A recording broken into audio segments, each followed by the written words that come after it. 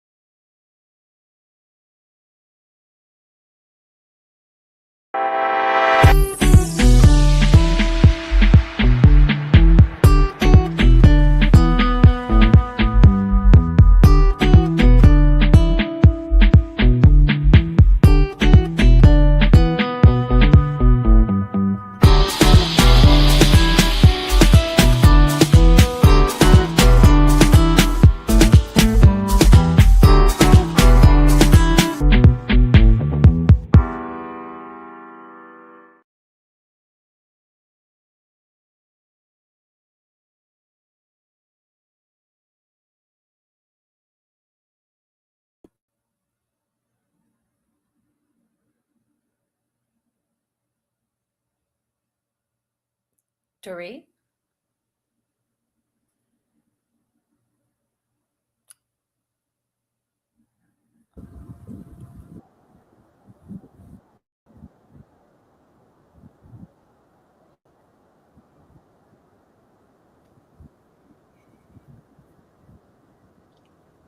Looks like Doris has froze. Welcome, everyone. Welcome. And thank you so much for being here with us today. We're going to be highlighting our co host today. And something is going on that I do not know what's going on, but I don't know how to stop it as well. So I'm just going to ask you all to bear with us because something is strange with the screen today. So let's just wait for a moment and see what happens here. Okay, let's start again and see if this worked this time. I don't know if the problem is with StreamYard or where the problem is, but we might have to end the stream and come back on. So let's try ending the stream and returning. So forgive us if we just ask you to be patient with us, please. Thank you.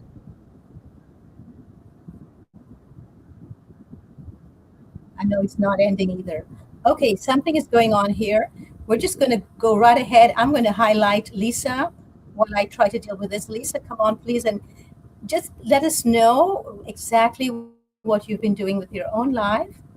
And let us know also what's going on with you and what's happening in your life that you are adding to really upgrade your own health and well-being. I'm so glad that you are talking about this because this is at, I think, the forefront of where I am right now. Uh, I feel like that boost that I had with you and your coaching and the transformation I went through is something that I want to continue. So I'm going back into that and back into my fruit, which has been huge for me. Walking again, building consistency in my workouts, because the thing that is my takeaway is, as we all know, health is wealth. So I'm also working on my stress, working on my nervous system, because I feel like we're in a very interesting time in history. So I think staying as regulated as I can is really important, not only for myself, but for the world around me. Wonderful. Thank you for that. Pete, what about you? Well, I've had quite a few things, and I think there's a few actually, but one major thing is, Pete, just a second, please, Pete. Pete, it's showing that you're muted, but I'm hearing you. Could you? Yes, thank you so much. okay, I am unmuted. Yes, can you hear me okay? I'm, I'm going to carry on. Pete, go ahead. Hopefully, Pete, go yes, ahead. okay. Go right Hopefully ahead, everyone please. can hear me without too much disturbance. So, yeah, there's been quite a few things. It's just been amazing. It is an amazing time. Astrologically, if we believe in that, we have the Saturn and Neptune going into Aries, conjunct 0 on the 20th of February. So, you know, that's epic for the world, but also our unique individual, us. And also we have other aspects going on. So for me, it's been listening, actually being more conscious and proactive to the messages I get. You know, sometimes I wake 2 a.m. in the morning, 3 a.m., and I'm doing my Jinshin Jitsu, doing just clearing and processing and watching and witnessing. And then that's been so amazing. So I followed through a few things. I mean, there was an old story with a niece and family from 8-10 years ago. So I'm chasing that one up again because, you know, in my dream state, I have a past relatives popping in. This is my reality, Pete's reality, you know, and sort of, you know, the mum sobbing. So it's like trying to get messages to me to kind of resolve certain problems, certain family issues, you know, we could call ancestral. You know, so the more we desensitize, this is the big thing, what I realize, then we're accountable. The more I can see why people don't want to be doing that.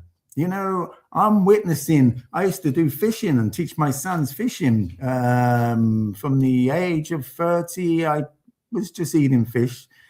Still an animal, still a sentient being, but I still, I'm witnessing images of me, you know, killing the fish, putting worms on the hooks and crabs on the hooks, and you know, having to forgive myself for that. It sounds really absurd to some people, and you know, for some people, they've done so much more than that. However, you can see why people don't want to go really into the food, into fasting, into detoxing, and come up with all these rationalizations that it didn't work because of this, because.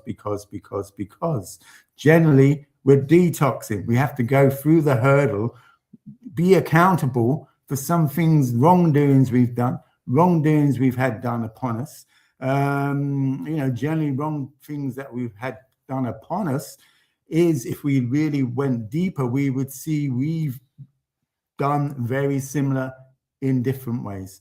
So it's been really interesting being more accountable, embracing waking up 2 a.m., 3 a.m., 4 a.m., and doing Jinshin and just witnessing like a meditation. When we make food is like a meditation. Some people can say, wow, it takes so much time. I'm in meditation. Me and my partner are in meditation. We enjoy of it. And the more we embrace, forgive ourselves for a lot of things we've done intentionally or unintentionally, the more we can become more in joy. And if we all uniquely did that as individuals, then that would be, as far as I'm concerned, the new world, you know, the new paradigm. So personally, I'm not waiting around for anyone. I'm not waiting around for whoever it may be. I'm going to reach my own Christ consciousness and, you know, work on myself, keep working on myself. So that's, I won't say a revolution. It's just been a continuous thing I've been doing over the 17 years since I surrendered. However, it's stepped up again, should I say, up again.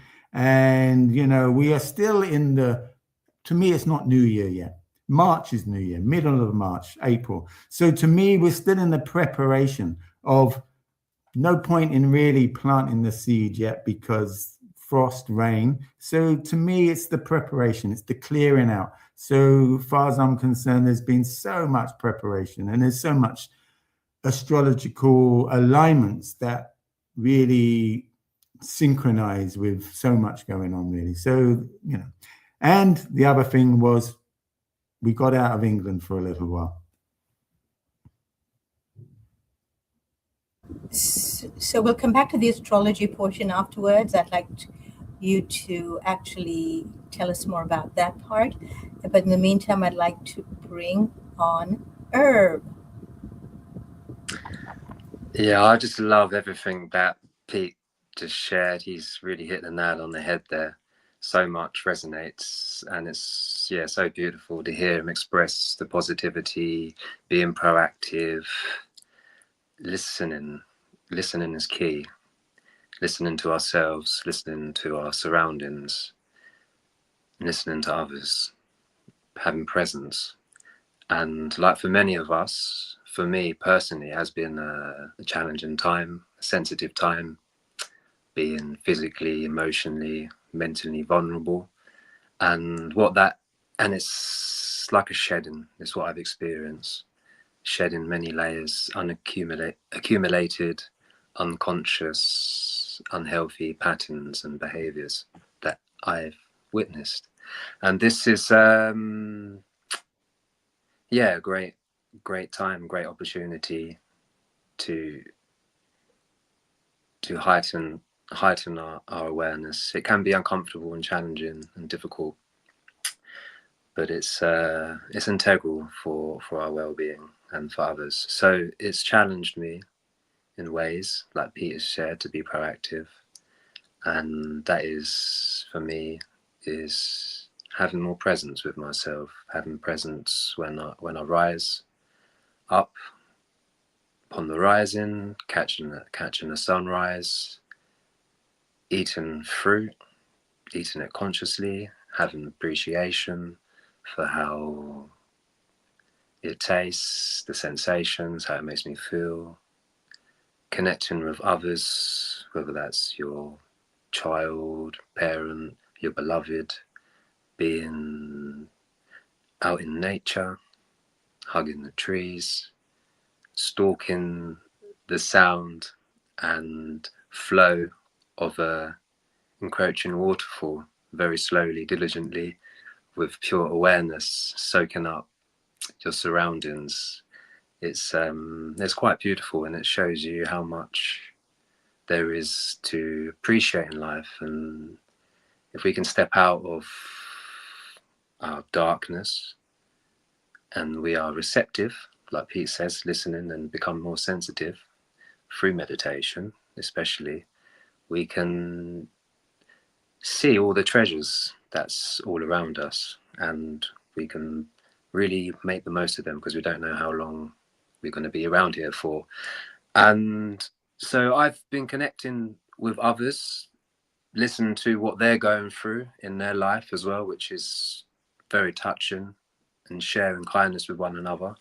And I've recently gone to a Buddhist center as well, where I've met others that align with some of the values that I have, and it's been an enriching experience, sharing meditations with a group of people from all kinds of backgrounds, all going through different things.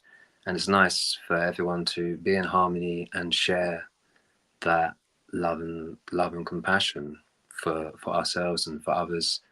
And seeing the light on people's faces light up is very nourishing and enriching. That explains why on your Facebook page we're seeing the altar. Thank you. We saw the altar on Facebook page from you, so glad that you found a center where you could go. And is that close to you? Yes, it's about a 30-minute drive from me, which is nice.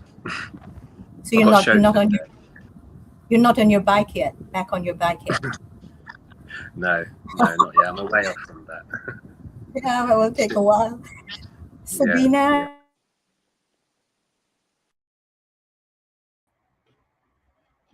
Hello, everyone. And I find myself currently really extremely challenged by, we have a cold spell here. Today is like -5 Fahrenheit, -20 Celsius. And it's not just today, it's been all January, and it doesn't look like it's gonna change anytime soon. So I find myself extremely challenged by this extreme cold, not wanting to get up, not wanting to go outside, feeling unmotivated. I feel my energy is less. So I just have to be, I noticed the message is to be more proactive, like Herb so beautifully said, and Pete also, just be more proactive. every day, even I don't feel like it, still go outside. I go for my run in the morning. I go for my run at night. Even it's like -20, I still do it. I bundle up and tuning in my meditation every day. And I just feel that voice constantly coming up. I don't want this anymore. I can't take it anymore. I don't want to do it anymore. And it's been like every winter, I'm getting really challenged. I'm just not a person who enjoys the cold, and it's been always hard for me in the winter. But every winter, it's like the message is really to learn to become friends with the cold and to do it anyway. And I went a few times in my bikini in the snow, and it was brutal. It was painful, like so. Coming back in, it's like you don't feel your fingers anymore, your feet, you don't feel anything anymore. So I'm trying to, push the boundaries what's possible and to become friends with that cold and to do it anyway, no matter what. So it's like a mindset shift, and also whatever I can do to get my energy up, because it's hard. Everything is harder. So breath work every day, especially outside breath work, breath of fire, pumping the belly and breath retention. So I'm just going deeper into breath work than I've ever done before. Even I don't like running, I do it anyway. Even I don't like barefoot in the snow, I do it anyway, and just become over that mind telling me, just don't, just take it easy. But I feel if I don't really push myself in this uncomfortable, then that mind keeps telling me, it's like really feeling disempowered about the situation. And really push myself. A few times I was so low, I feel I'm stepping into borderline depression, which I never actually had in my life, because the weather is just not changing. And my spirit wants to be in the tropics, and wants to be somewhere warm at the ocean. And then instead of getting in that state, nothing ever's going to change. Yes, how can I create heat from within and just do whatever I can to get myself back to motivation? And a few times I got myself into like a bliss state, like just running at night through the forest, ice cold, -20, and I'm just keep running and running and running and running until I finally feel the heat, and then the laughter would come up. So a few times I got to that bliss state, getting to the other side, but moving through so much uncomfortability. Sabina, I bow to you. I really want to say that you are doing the work. That's the work, to do it anyway. Do it anyway and make friends with it and find yourself in the midst of it. And you ended up feeling bliss for not resisting what is. Yes, I agree, Lisa. Applause, applause, applause. So one of the things that I am hearing from you, Sabina, is, and one of my favorite photographs of you actually, is you in your bikini in the snow. So I don't know if you took any recently.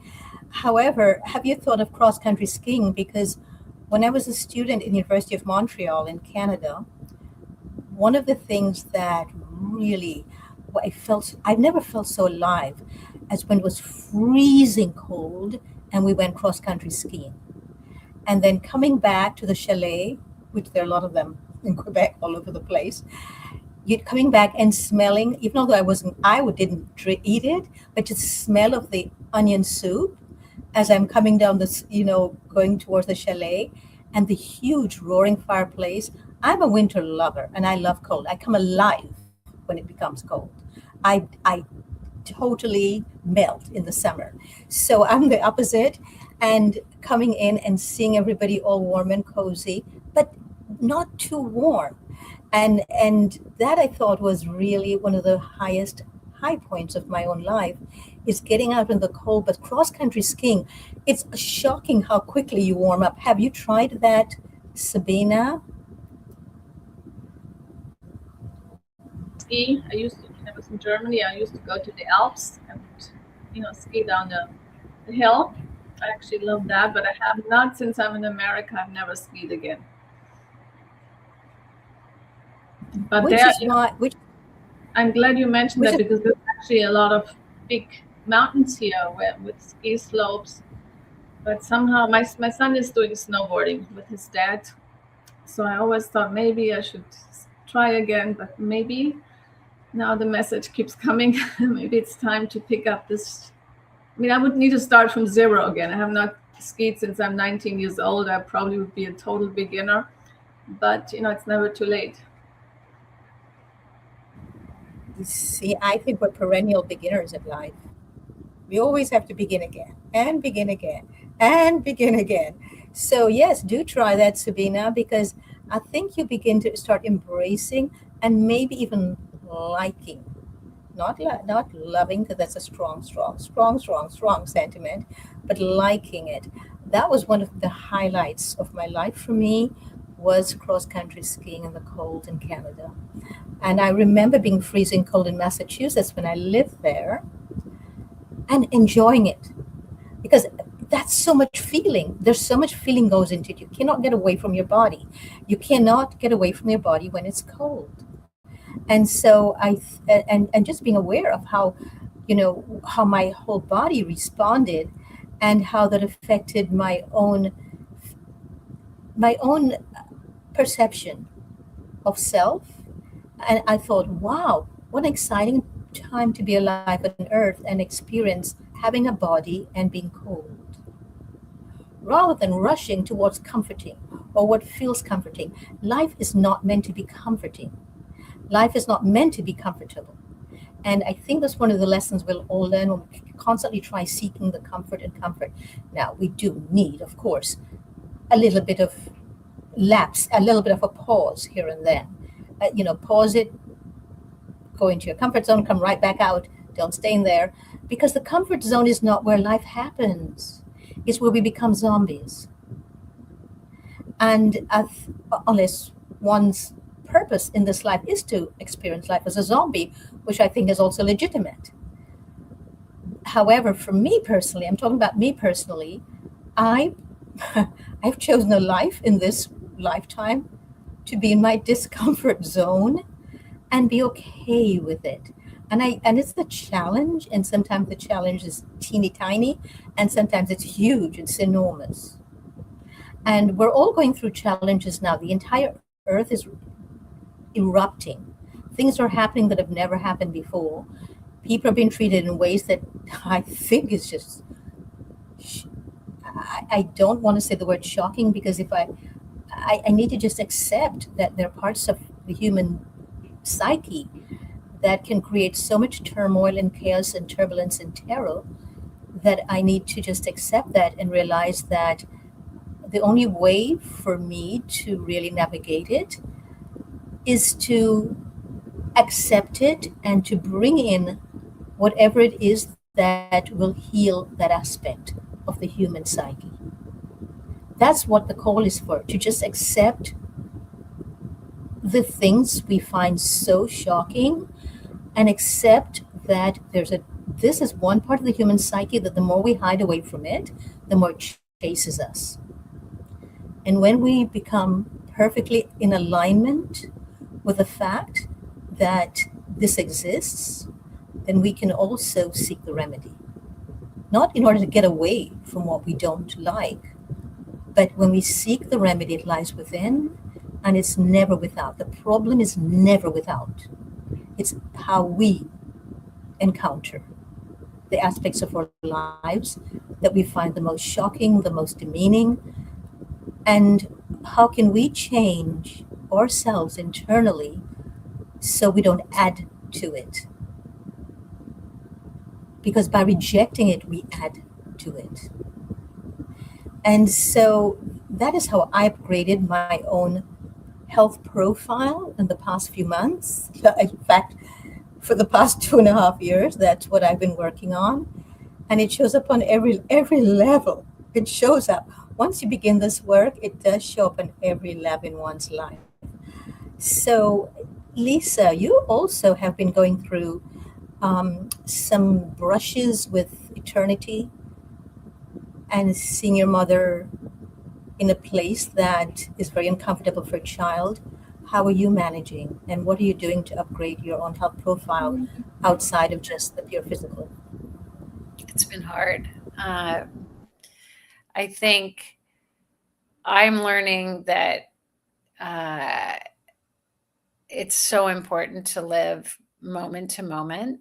And I think, I have a tendency to cling to people I love, not in a needy way. I just love people. I love the people that I love. And I have a tendency to want to stay in that love. And so it has been challenging to go through this chapter with my mom, and thankfully she's doing well.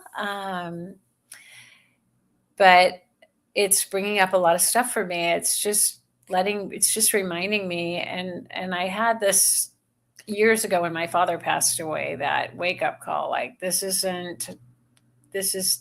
where we're all going. This is part of the journey.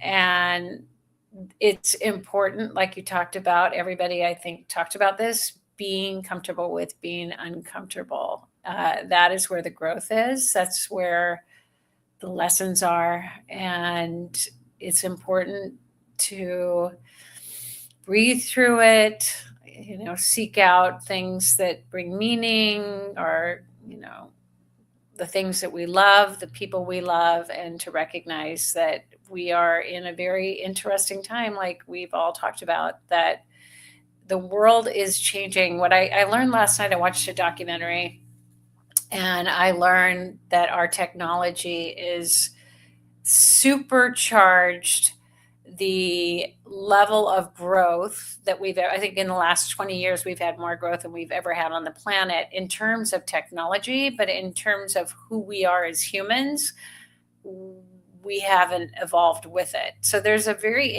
in a very interesting place where we're on some level, I would say, primitive in terms of our wiring. And I think there's people that are more primitive, that are in that place, people that are evolving. But it's an interesting time. It's like, I feel like it's a snow globe where we're shaking things up and stuff is coming up. I believe all of it's coming up, or anything that we've been buried in the backyard temporarily is just coming up like ghosts to haunt us, and not in a negative way. It's designed to wake us up. Like, why are we here? What do we need to do? How can we contribute in such a beautiful way to the world that we live in? And I think just doing this podcast and everybody talking about what they do to try to stay well, and if people whose focus on wellness, they have to take care of themselves. I can only imagine those people that are just beginning their journey, how important it is for them to create a path for wellness and healing, especially right now. Yes, I agree with you about the urgency of, especially right now, Lisa. I think we all have this tendency to think that love, whatever that means, and I have no idea what that means, is our path. It's something that we deserve, and it's something that's our birthright, and it's something that is natural to us. I do not think love is natural to human beings in any way, shape, or form, and I think that's why we aspire to it.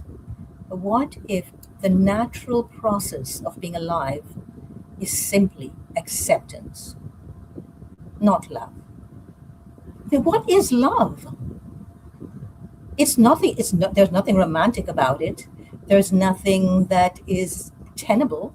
There is nothing that has any permanence to it. It's very non-permanent.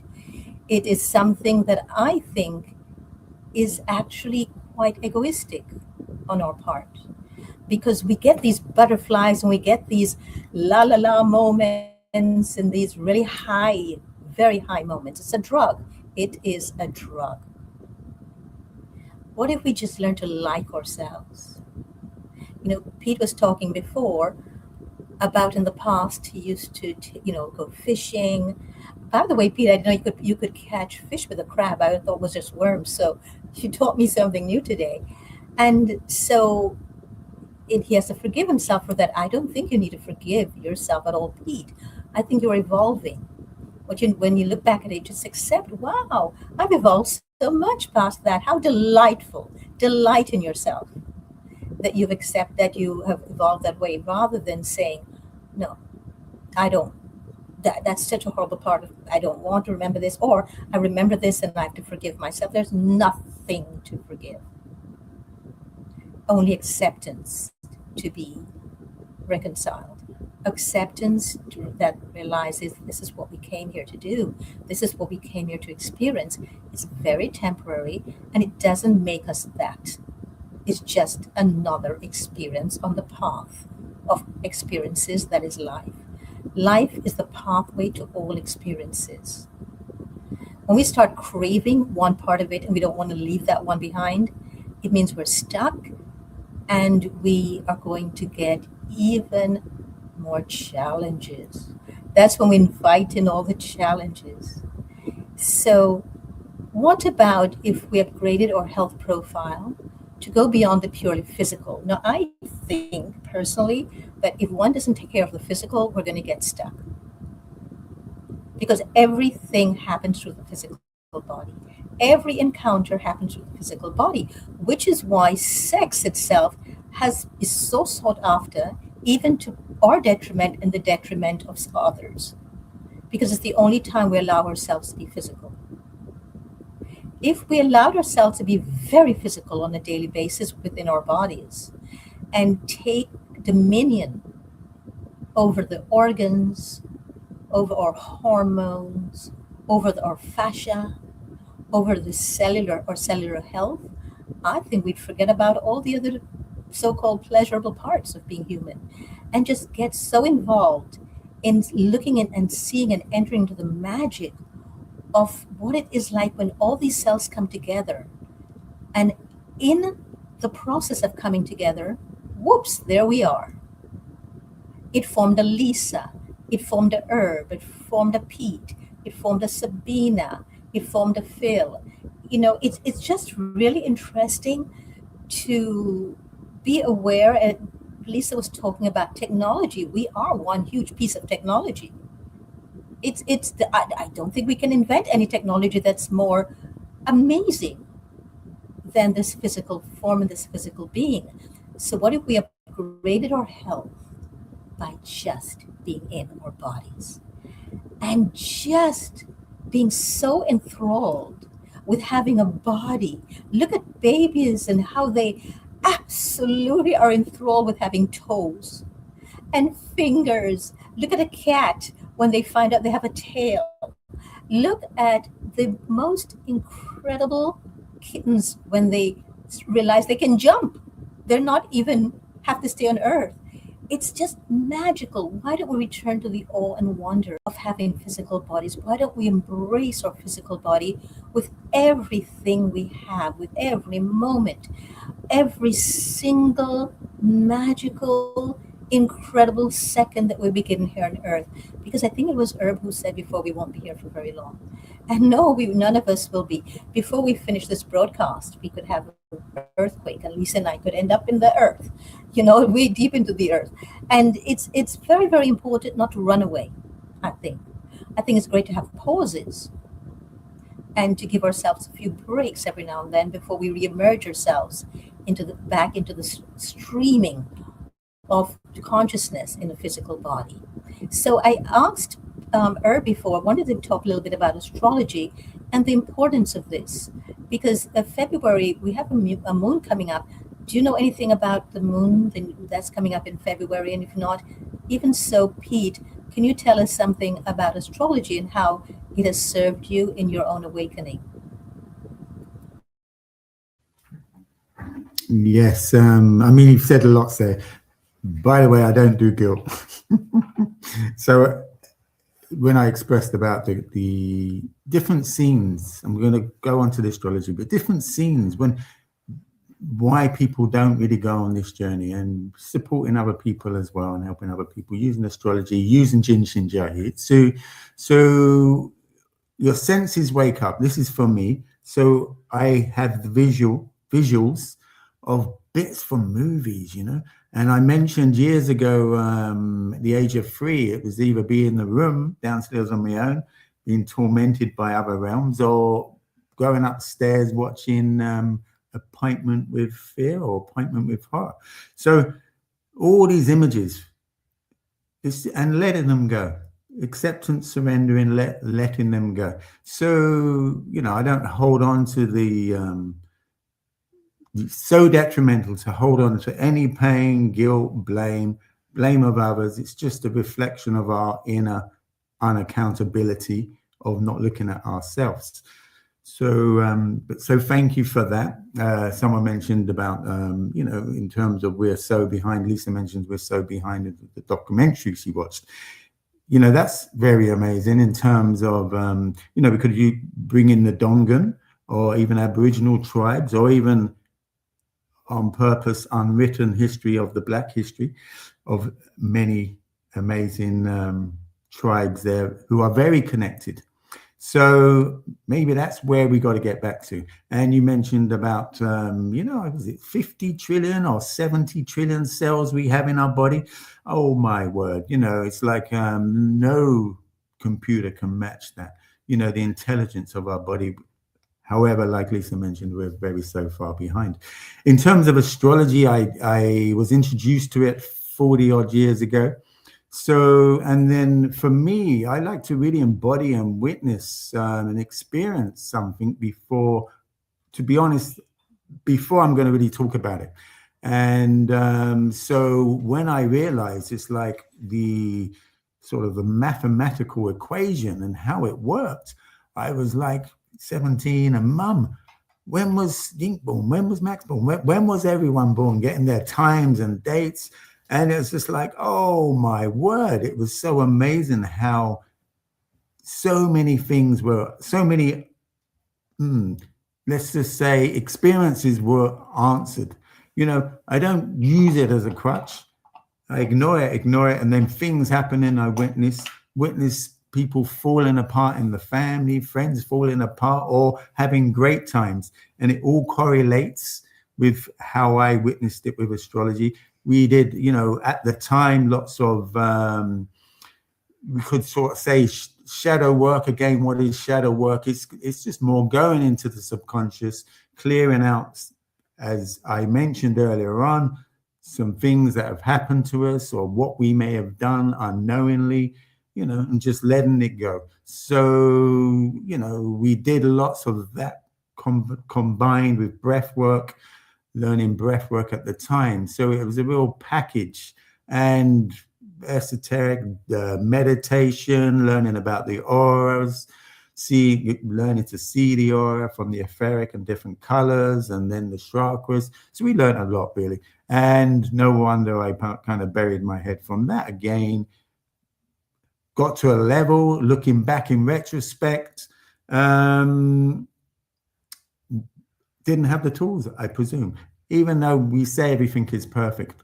And even though we say, to embrace and accept, at the same time, if something is happening to my family or in very front of me, I would like to believe I will act in that moment the best, highest possible way, with no dogma. No, this is what you should do. This is what I shouldn't do. For me, it's, with all my learning for the moment, is to stay in the truth in the moment. For me, uniquely me, godly me, as everyone is a reflection of God. So the astrology, it's helped me amazing the way I was taught it by amazing teacher, Chris Alexandra. And the depth that it has given me. Friends, I'm sure Herb wouldn't mind me mentioning, Phil, who's been on this podcast, other people, family members, when certain events are going on, you could read it practically line for line to explain what is going on. What I didn't like about the astrology, I realized that I only embraced it about 8 years ago, because I realized I was in denial. I didn't like the fact that I could read something and it's just happened, and it's word for word. I didn't like the fact that I was potentially controlled. So what do I do about it? What did I do about it? I went deeper and deeper, and you realize once you clear out some of them programs, all the when we talk about comfort, uncomfortable situations, they are all programs. However, it's still challenging because they're reiterated every day by everyone else, even potentially in our monkey mind. So that's where meditation or creativity, music, art, dance, etc., can help release that and supported people around you on a very similar level. So astrology has been amazing. I'm very careful not to have anything as a crutch because all these tools, the Jin Shin has been amazing, are to enable us to get back to a connected, more ancestral, connected state of being. Chatting to a friend today, sharing me something about more the Galactical Federation. And whether we believe in that or not, reading between the lines, what can we really do?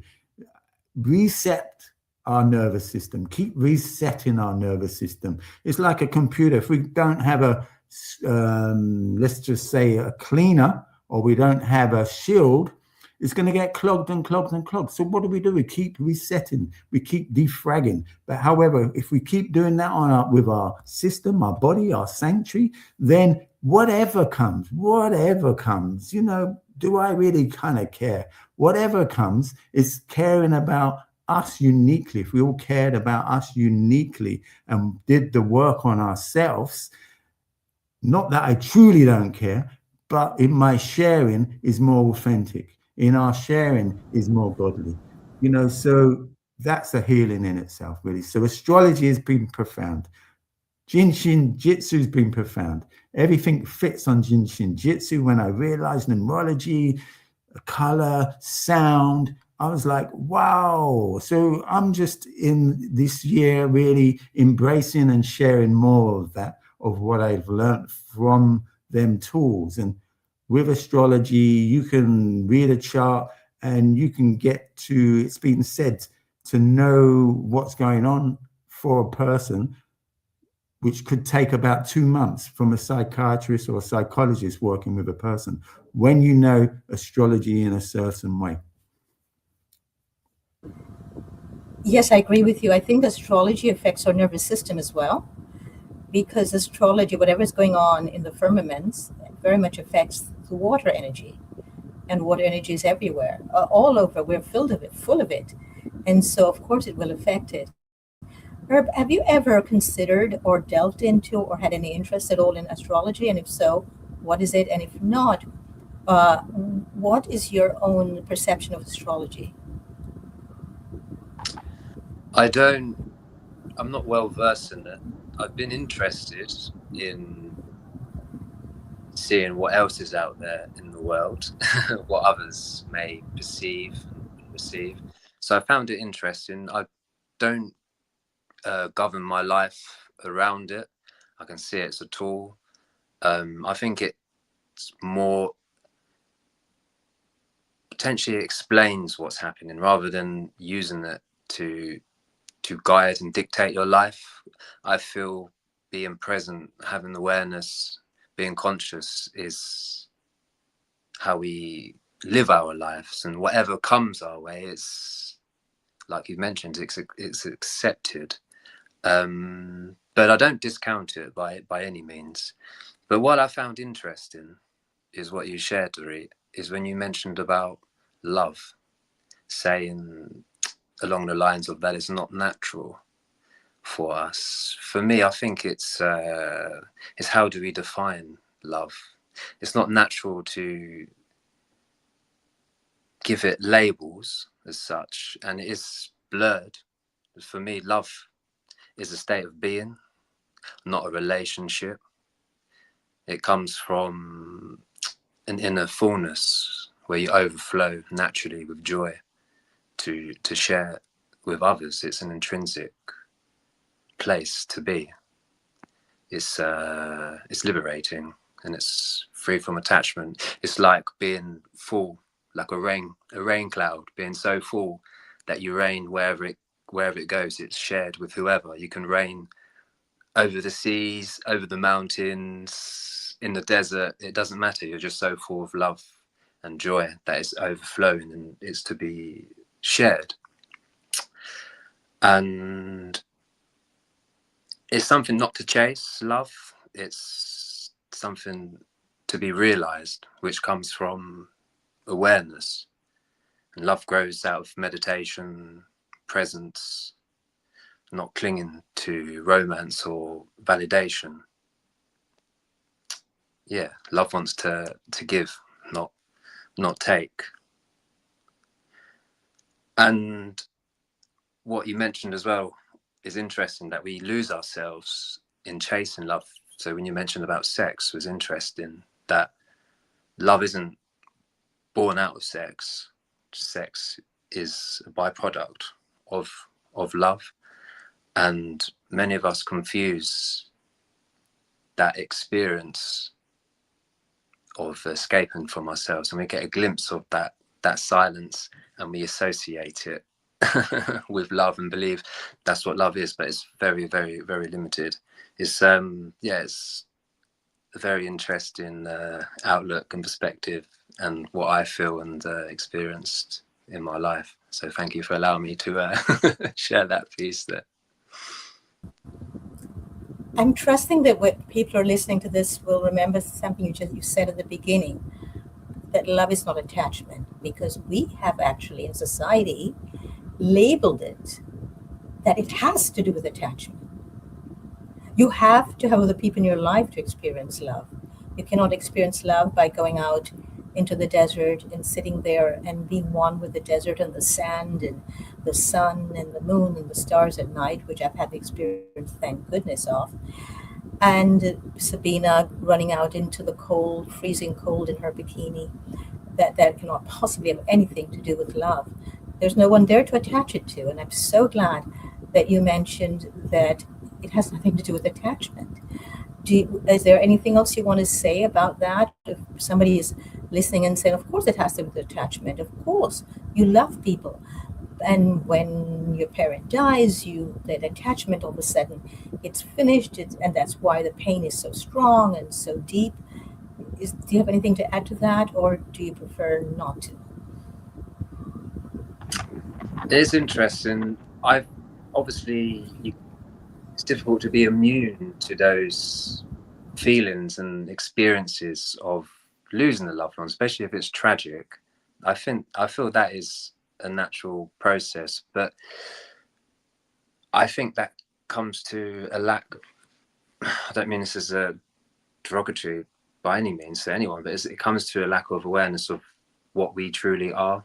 If we feel and see that we are all one, we're all one consciousness, and whenever a loved one departs from the physical world, they'll always have a place in our heart, and their presence can be felt and be more potent. And when we are grieving and we attach to that grief and that loss, we miss this precious opportunity to embrace their love so much more potently, if that makes any sense whatsoever. Yes, in fact, I'm going to bring in Sabina to address exactly what you just said, because she just said goodbye to her father. Yes, and there's definitely some attachment. I mean, I was never close to my dad, but interesting, after he passed, I had these moments of grief and just feeling the pain in my heart. And even we were distant, but there was still definitely some kind of attachment. And I see the same thing also with my son. My son does something that I don't agree with. I feel the pain. It just hurts. So I think the journey we all are learning to let go. I mean, as you said, acceptance. There might be pain. There's attachment to a certain person or to a certain situation, but learning to release. And that's really been my journey in my entire life. I feel I have so much to release. It's never ending, releasing all these emotions and like we have these energetic ties to people, and especially to people in the family. I mean, I feel it very strong with my son. There's definitely this energetic tie. So my work always comes in, you know, releasing that and accepting and letting go and surrendering and trusting, all of it. So, Sabine, I would think that conceiving a child, birthing a child, nurturing it, and nourishing a child would have a tremendous amount of emotional baggage with it, and would also bring up a tremendous attachment. How do you describe that? How have you experienced that? Oh yeah, definitely. I mean, I was always kind of a free spirit my entire life. And all of a sudden there's a being who needs me 24/7, especially at the beginning. And I felt a tremendous impact on my freedom. I suddenly couldn't just go wherever I wanted to go. I mean, I used to be like a night owl. I would go to New York City when I lived there, go to all the parties, the art opening, the fashion shows. I was out every night. It was very social. All of a sudden there's this being who needs me, and I just couldn't go anywhere where I wanted to go. So it was very difficult at the beginning, to the point I really questioned, was this actually the right choice to have a child? Maybe I should rather have an abortion. Even that came in, because I felt such a restrained on my life. I just I didn't feel free anymore. So I was struggling like 2 years with postpartum depression and doubting my decision, and then going through divorce from my son's father. So it was very, very intense.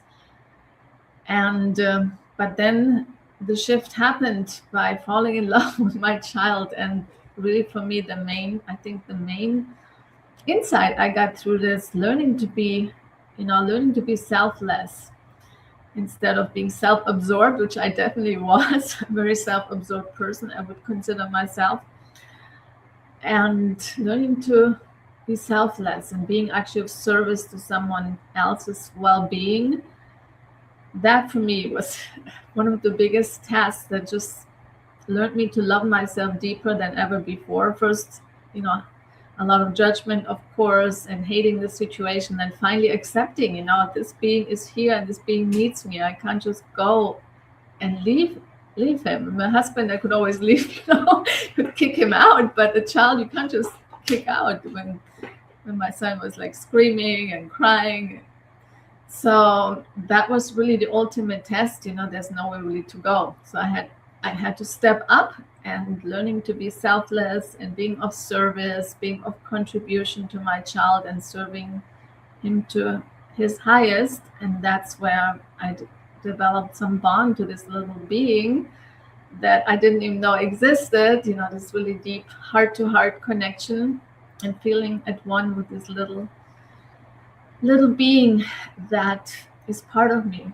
So overall, it was a very beautiful journey, but it was very difficult at first. But ultimately, like with anything, we have to be, when we get really tested and we can't get so uncomfortable in the situation, then by accepting, and that's when we open, and that's when the heart really opened. And I experienced connections I have not really felt with anyone. Thanks so much for sharing that. Thank you so very much. And we're talking about upgrading our own health profile. I would like to give our audience something to actually muse on as well. So, Pete, tell us what is this, Pete or Hannah, whichever of you wishes to speak about this. Just let us know. Okay. What? I just want to say thank. Okay, can you hear me? Okay. Yes. Yes. Okay. Yeah. Thanks, Sabina. That's so beautiful, and well done. Keep it up. Keep it up. Honestly, think about getting a sauna though. And so what that was over the years, many years, especially at the festivals, people have asked, Pete, do an ebook, and then we were going to do one, and then the lockdown happened many years ago. So there's been lots of notes and blogs I've been keeping.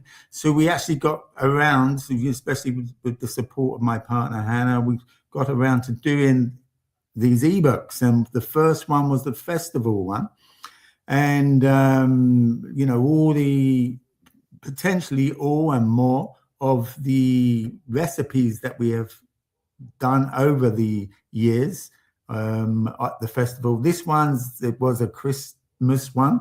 Over the many years, we've done so many Christmas alternatives, whether it's mince pies, different stuffings. And I'm not sure about that one. Congratulate you on your move. And recently a raw vegan Moroccan one. So we've done a bread, we've done a herbal cracker one as well. So within, a little bit of story about me in the beginning of the books. In the first one, we bring in, I think around page 96, stuff about the Jin Shin, Jiu-Jitsu, a bit of sun gazing, brings in a bit of the trauma in relation to the emotional connection with food. So I think they're great. You know, it was a big fad thing. More people was into the food. However, like I mentioned, don't blame people. You know, we flip-flop back and forth because the society don't really support people really wanting to be healthy. So a lot of people go back to the old paradigm. And if they haven't done more inner work and grounded in that, they won't really get to see able to know how to get past the pains and the trauma. You know, we talk about, let's just say love, you know, I mean, that's such a topic, you know, we can all have many different versions of that. True connection, obviously, rather than keep falling, if we stand in love with ourselves, then we can really stand in love with everyone else. So these books, yes, I think they're amazing. And what we've done is under a half price bundle of 5 of them. And it's been about my journey, our journey, and really the joy that we have created. And these crackers that we've made over the years personally, one would be someone with a heart stories. We'd use rosemary and a few other herbs, one with lungs. So there would be crackers that would really support the system, breads as well. There were enzyme-rich breads using sprouted seeds and then mixing herbs in these enzyme-rich breads too.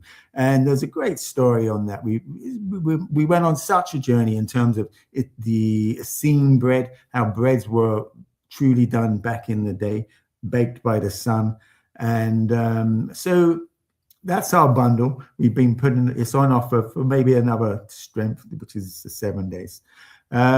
So yeah, it's you know, go to my bio, go to Simply Rogers' bio. I think we've got a minute there. Pete, could you write please write in the comments where people can find this, and also just say it also orally. Thank you. Oh, Simply Rogers, yes, Simply Rogers Facebook, Simply Rogers Instagram, and yeah, so there's quite a good offer there, a gift to you, gift to others, to start on a journey, really to support what's been going on and what is coming, to reset the system, the nervous system, to help to be more calmer, more relaxed. Not cruelty to animals, other things. And Pete, please write it also the link in the comment section. Oh, here. Okay, won't be a second.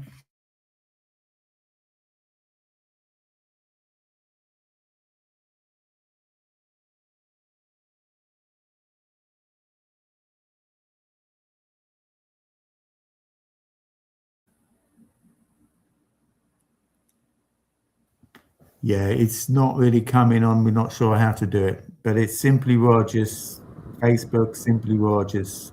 That's Instagram. okay. That's okay if it's not happening. Thank you, everyone, for being on today. Thank you to all of my incredible co-hosts. Thank you so much for being with us and sharing so deeply of yourselves today.